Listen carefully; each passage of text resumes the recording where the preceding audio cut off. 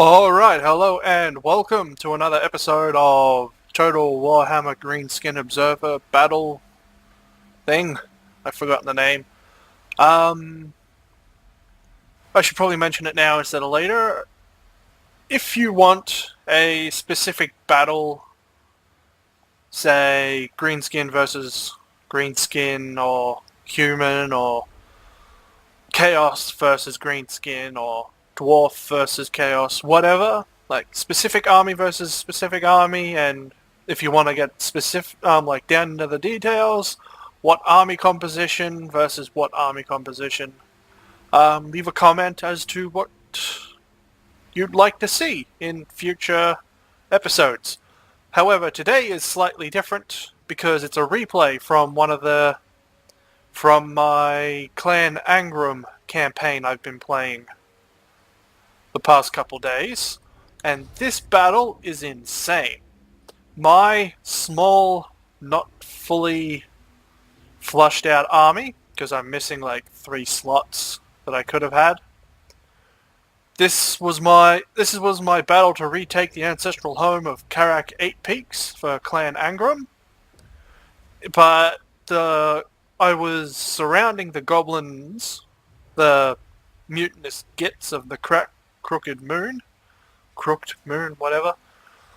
I had them surrounded in the capital, building some stuff, and they had like 3 armies plus the capital defenses sitting there, and they decided to march out and meet me in battle. I mean, they have a few thousand versus my guys, and I won.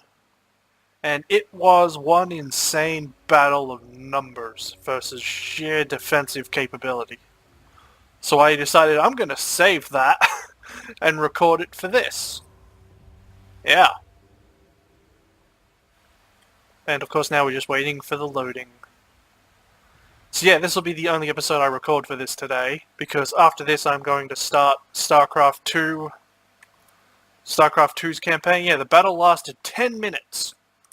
And this is my lineup. As you can see, the enemy reinforcements are approaching, and I think this is this is either one of the armies or no, if it's got a war boss, then it's probably one of the armies.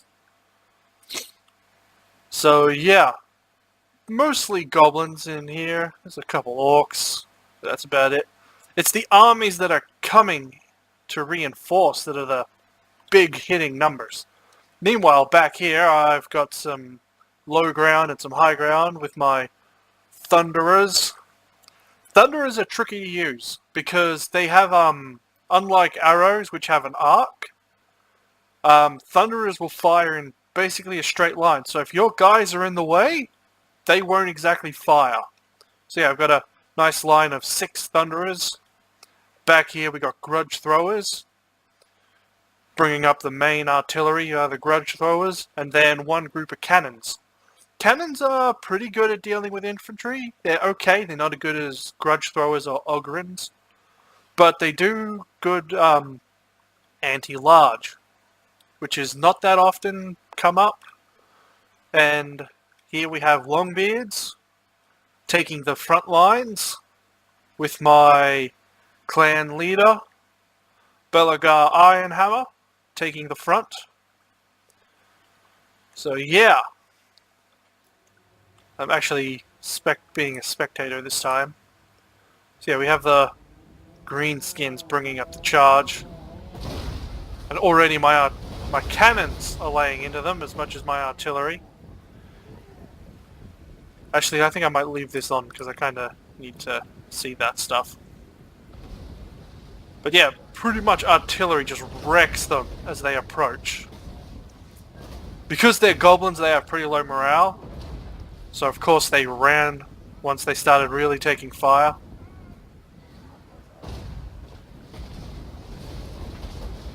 But let's pause it for a moment. As you can see, here's the main army that's marching in. The real big numbers right here. They're the ones that I had to worry about most, because they were going to fuck shit up when they got here. So I had to Make sure these guys were dealt with relatively quickly. Orcs as they charge in against my line of artillery. When they start getting close enough, my thunderers will take care of them.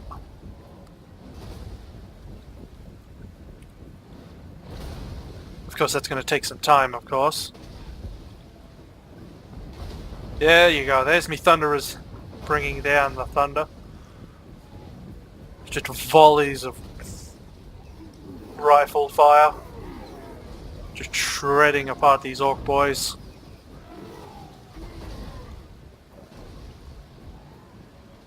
Goblins. I don't think they actually ever even make it to the front line.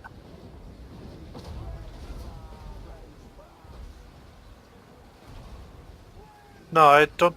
Oh, maybe they do. Oh, that's right. I started moving my guys in order to counter their movements because they were coming in at a different position. So yeah, it was a little...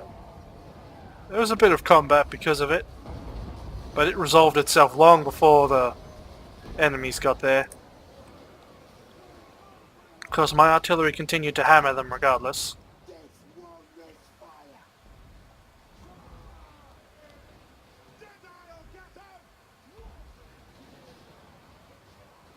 Yeah. Even my artillery's repositioning as well. So really we just had to deal with this and then that, which is still coming. That big army right here. Filled with orc big guns, night goblins. This was the real army right here. Arrow boys, goblins, spear goblins by the look of it. But yeah, I had to get my grudge throws to start laying into them before they hit the main lines. Giving me a little extra time to reposition my forces. So I mean, cannons do some good damage, not as much as grudge throwers. I mean, you see, look at that. That's some grudge thrower damage right there. There's some siege cannon artillery there. But yeah, my forces are getting into their final positions for the real combat right here. Oh, there's still... Oh, that's right. They did have some... Oh no, that's their orc war boss on a mount. Had to constantly reposition in order to get my guys in the right spots. Not to mention these guys kept coming back every so often. Stupid goblins. But then you got the orcs backing up the goblins.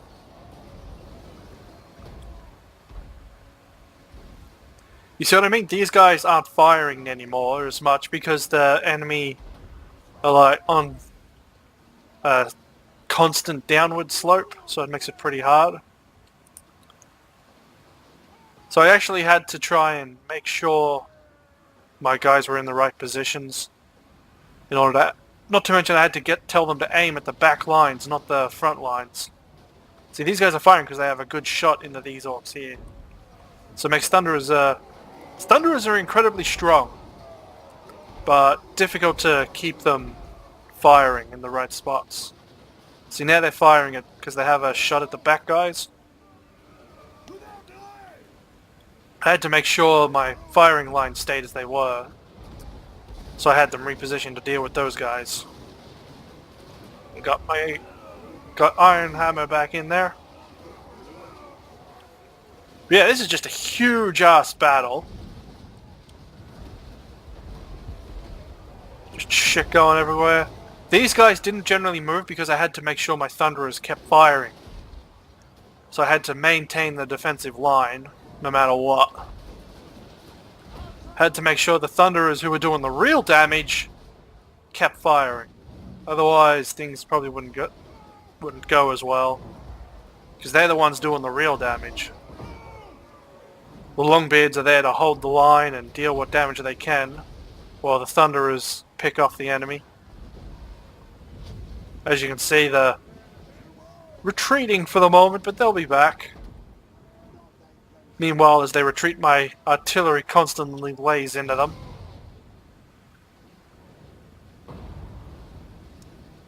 They weren't exactly going to get very far with that kind of artillery.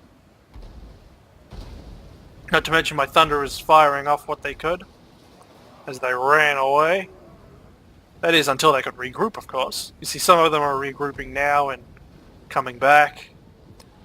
The Black Hawks were the big problem, because they're the ones that do all the biggest damage. As you can see, my Thunderers are really starting to get their firing done now, even as the enemy regroups and tries to attack again. I move my dwarvish line a little forward, so my Thunderers could have a better aim regardless. See, they're like just barely firing over the top of them, while arrows just get this nice arc.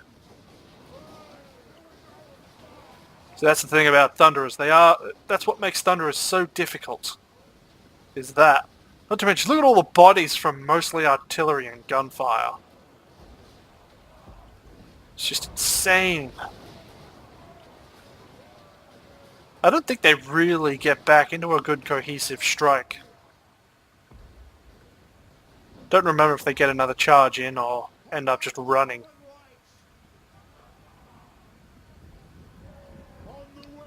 I think they were chasing someone? Oh no, I was repositioning them over to the other side. Yeah. Trying to give them better positions as the enemies charge back in.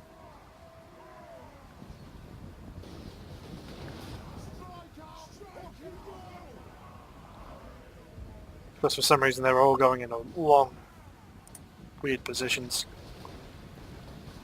Yeah, they are getting another charge in. These guys will never make it though. I mean, they're goblins versus Thunderers. Pretty stupid, really. Although I think most of them were starting to run low on ammo. They did get in there. But Thunderers are actually pretty good, pretty decent melee combatants too, so it was alright. Then we got this over here. Just the enemy's final charge.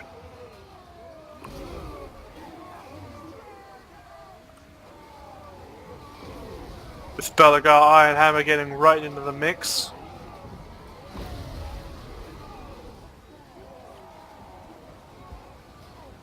The occasional shot of Thunderers over their heads. And it looks like they're falling back yet again. I think this is the last... Yeah, I think they start breaking here. Man, those guys haven't even taken any losses and they're running.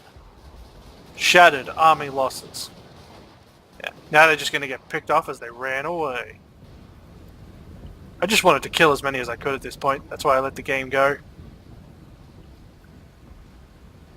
I think at this point most of my artillery's spent. Yeah, all the artillery is spent except my cannons, which just get to keep on firing.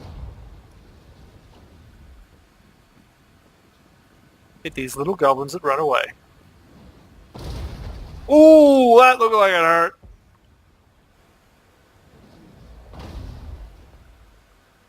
That's gotta be pretty fucking scary as you run away from cannons firing at you like that.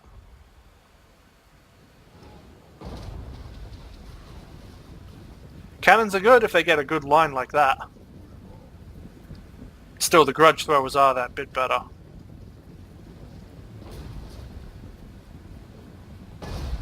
Ooh, that's gotta hurt. So I hope you've enjoyed this. Yeah, sometimes I'll do replays like this if the battle's interesting enough, but most of the time it'll just be normal fights. As you can see, here's the numbers that came up and how many I actually killed. I didn't actually kill that many. Most of them did run away, but then I took so few losses compared to theirs. That's what you get for having goblin armies. They got shit leadership, plain and simple. Right, I hope you enjoyed that. I'm going to start recording StarCraft 2 Legacy of the Void campaign now. Later.